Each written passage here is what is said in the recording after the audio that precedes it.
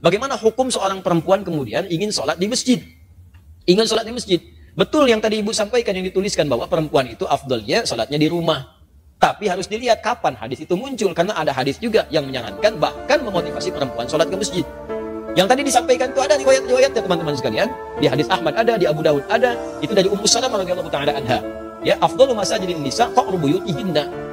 Ya, keutamaan atau khairu masajidin nisa. Masjidnya perempuan itu yang terbaik itu qa'ru buyutihinna, di tengah-tengah rumahnya, di dalam ruangan rumahnya. Bahkan di hadis lain, di kamar itu lebih bagus. Ya, kemudian daripada di ruang tengah. Ruang tengah lebih bagus daripada di depan rumah. Artinya semakin ke dalam, semakin di rumah, itulah masjid terbaik bagi perempuan. Kapan hadis itu muncul? Ketika perempuan itu belum aman untuk ke masjid. Awal-awal dibangun masjid di Madinah, baik itu masjid Nabi yang kedua dibangun setelah Quba, kemudian orang-orang pada ke masjid, maka terjadilah 3 sifat yang jika ada 3 sifat ini perempuan dianjurkan di rumah. Dan nilainya sama dengan laki-laki ke masjid. Apa 3 sifat ini? Pertama, ada kewajiban yang berlaku bagi perempuan di dalam rumahnya. Sehingga prioritasnya di rumah bukan ke masjid. Misal, dia baru punya anak yang diberikan ASI atau anak yang harus dirawat, yang kalau dibawa ke masjid justru bisa memberikan gangguan kepada orang sholat yang lain dan bisa mengurangi rasa khusyuk. Rewelnya, belum disiapkannya, belum dikondisikan. Orang-orang dulu ngajak anak ke masjid itu sebelum berlangsung sholat sudah diperkenalkan dengan masjid. Bisa sholat zuhur sekarang misalnya jam 12 kurang 10. Maka Anda jam 11 datang, jam 10 kenalkan masjid, lihat ini tempat untuk khutbahnya, ini mimbarnya, ini sab-sab sholatnya, di sholat seperti ini. Lihatin, kalau anak-anak itu wajar, memang anak-anak wajar. Kalau jalan, kalau lari, kalau macam-macam, biarkan dulu aja masuk dia, biarkan masuk. Lari-lari di masjid lewat sana sini, setelah dia mulai agak nyaman, baru sampaikan, ini rumah Allah. Allah yang sayang pada papa, yang memberikan rezeki, memberikan kau main-mainan, membuat kita nyaman hidup. Allah itu sayang. Rumah Allah beda dengan rumah kita. Masuknya kaki kanan. Ucapkan ini. Kalau kakak ucapkan ini, nanti tobotnya bisa ditambah. Masuk, ucapkan, masukkan kaki kanan, berangkat rapi dia. Begitu sudah mulai agak baik, ajaklah kemudian dalam sholat berjamaah, rapi dia. Dalam sholat dia rapi, setelah sholat lari, biarkan aja namanya anak-anak. Yang repot itu kalau ada orang tua kekanak-kanakan, habis sholat lari-larian. Itu yang repot. Kakek-kakek habis sholat main prosotan di situ, baru kita repot di situ. Kalau anak-anak ya biarkan aja namanya anak-anak. Naik ke punggung biarkan, Anda sholat sunnah dia naik biarkan, nggak apa-apa, nggak usah repot dengan itu. Ini orang tua sekarang repotnya, mohon maaf di rumah disuruh ke masjidnya bukan untuk sholat, malah disuruh main. Kalian ini rame aja di rumah, main sholat ke masjid, ya main dia di masjid. Jelas ya? Nah, maka itu poin untuk pentingnya. Maka yang pertama, kalau ada tugas perempuan di dalam rumah, memang hanya perempuan yang bisa mengatasi, maka yang afdal itu di rumah, jangan paksakan ke masjid. Suami dorong ke masjid, anak laki-lakinya dorong ke masjid. Dorong ke masjid, investasikan. Ayo nak ke masjid, dorong. Antum yang perempuan di rumah.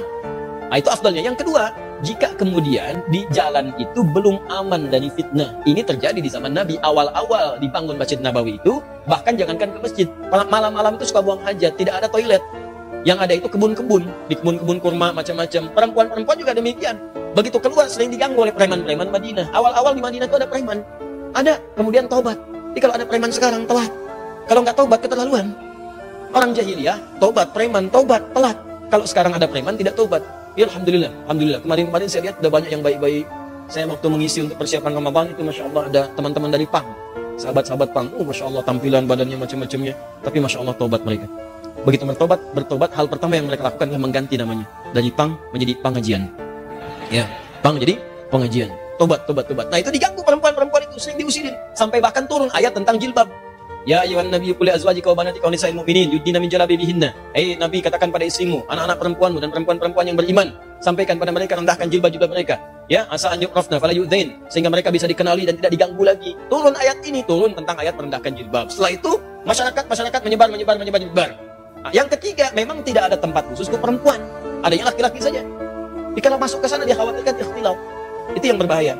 Maka setelah itulah kemudian dalam 3 kondisi ini perempuan diminta oleh Nabi di rumah, lebih baik di rumah, jangan ke masjid.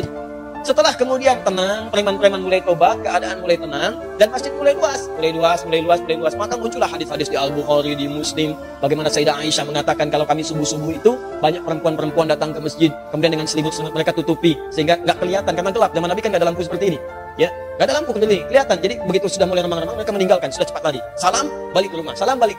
Itu tandanya sudah ada saf yang rapi, aman di jalannya, kemudian di rumahnya pun tidak ada tugas yang menuntut perempuan ada di rumah. Maka kalau kondisinya aman seperti itu, terbebas dari 3 hal yang demikian, maka hukum ke masjid itu utamanya sama dengan laki-laki diutamakan. Apalagi kalau suami yang ngajak, bagus itu. Mama ayo ke masjid, safnya ada. Seperti di sini di Alexandra, perempuan ada, laki-laki ada. Masjid jalan, subuh berangkat sama-sama. Kalau bisa sekeluarga, supaya keluarga itu bisa kenal dengan masjid, anak-anaknya dibawa berangkat semua. Oh, bu enak tuh pulang-pulang. Masya Allah, selesai, jalan lagi, jalan sehat semuanya. Ya, jalannya bagus, keluarganya juga kumpul, sama-sama menuju akhirat yang baik. Demikianlah apa yang dimaksudkan tadi. Hadisnya ada, keterangannya jelas. Jadi tempatkanlah hadis sesuai dengan makna dan konteksnya.